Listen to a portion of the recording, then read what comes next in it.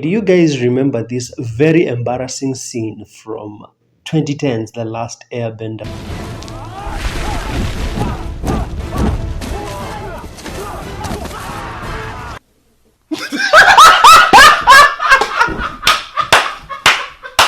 Great respect was afforded to all those who could bend their natural element. The Avatar was the only... What did you say? The Avatar was the only... The Avatar... English, motherfucker! Do you speak it? The scroll we had was proving to be helpful. Ong was practicing, Ong was practicing, Ong was practicing. Oh, come on! I'm not an expert on Avatar, but just after watching Netflix's trailer for their live-action remake of Avatar, Netflix seem to be knowing what they're doing, and in this video I'm going to point out 6 key things that I noticed the trailer of Avatar from Netflix doing really well compared to the live-action remake from 2010 done by M Night Shyamalan. Number 1 has to be Prince Zuko. Prince Zuko's casting and Prince Zuko's scar. I think what I really hated about the live-action remake of 2010 is the way they kind of made his scar sort of like a wound. Here in the live action remake for Netflix, it looks like a genuine burn because he got it from his dad when his dad burned him in the face. In the 2010 M Night Shyamalan version, that does not look like a burn. It looks more like a wound on his face. Number 2 has to be the CGI. Just from the trailer, you can tell the CGI is exceptionally good. And I understand that the 2010 version is from 2010, but I mean, let's not act like 2010 is 1960. They could have done better with a lot of the CGI there. But what I love here especially is the animal CGI. Momo and Appa and a lot of the animals in the trailer look really good compared to the CGI from the 2010 The Last Airbender M Night Shyamalan version. Number 3 has to be Sokka and his Boomerang. I hope I'm saying his name correctly. But the thing I noticed in the trailer is that number 1, in the trailer for Netflix, they actually show his Boomerang being used as a boomerang. In the 2010 live action remake for M Night Shyamalan, Sokka did not use his boomerang to boomerang. He used it to hit people.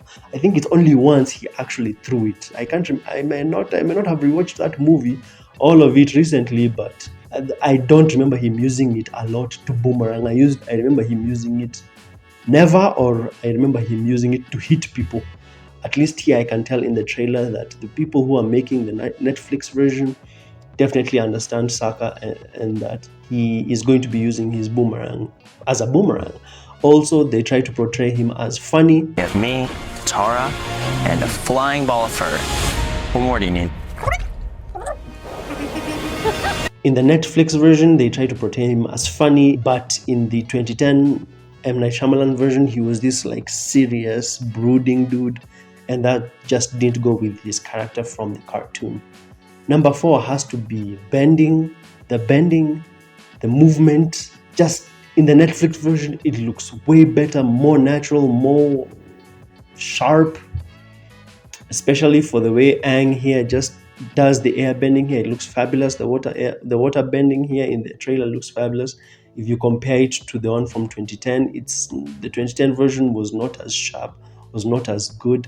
And as you can see from the trailer, the fire bending comes from the firebenders themselves. They don't need to have fire around to bend. I believe in the 2010 movie, they needed fire to be around so that they could bend. There was this one funny scene in the 2010 version where these guys saw Prince Zuko's grandfather. They saw him shooting fire out of his hands.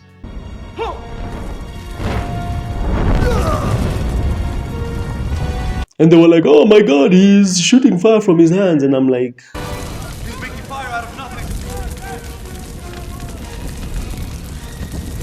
he's a firebender, you're firebenders, why are you so shocked? It should be like that. And I just love the way in the Netflix version you could see the wind, the way Ben's wind, the air movement and the air CGI looks perfect in my opinion. Number 5 has to be the pronunciation of the names, which I just talked about. In the movie, they really butchered. I mean, if you say Avatar one more time, I'm going to slap someone. Or the Avatar, or the Agni Key, or... So, are you the Avatar Ong? the Ong, the Suka. My goodness. In the movie, the names were butchered so badly. It was so painful to listen to. At least I can tell from the trailer. From the trailer, there was this one scene where Katara says his names properly.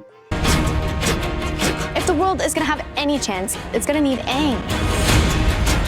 And I felt like that was just meant to be a nod to the viewers that, hey, in this one, we are going to get the names correctly. And lastly, has to be scale, a sense of scale and intensity. This trailer seems to have a sense of scale and intensity. I mean, look at this scene where and crew are flying, and it looks, you can tell that it feels big. It feels like a story that's happening in a big place. The only time I ever felt the story was big in the movie, in the 2010 movie, was when went to the Northern Air Temple, when he was inside and then he saw those statues of the other avatars, and then when they went to the Northern Water tribe. Those two felt grand in scale. But other than that, I mean, it's I think a nearly 1 hour, 40-minute movie. And the only 2 times in the entire movie that I felt it was like a grand movie. The other times, everything felt so small. Even like the ships, they felt so small and, I don't know, just inadequate. Here in the trailer, just when the trailer opens, look at how big and grand the ship looks. Look at the actor who plays Prince Zuko's father, Fire Lord Ozai. Look at the actor playing Fire Lord Ozai in the Netflix version, and look at the guy playing Fire Lord Ozai in the movie version. Look. Who seems more intense and intimidating? Huh? I feel like Netflix really know what they're doing. They understand the concept of scale and intensity, especially in a story like this, where you're flying from place to place, from tribe to tribe. Netflix seem to be doing it perfectly. Tell me your thoughts. I loved this trailer. The CGI blew my mind. And I can't wait to watch all of it. I can't wait to review it. I can't wait to react to it. If you're new here, make sure to smash like and subscribe. Tell me what you thought of the trailer. And then I'll see you in the next one.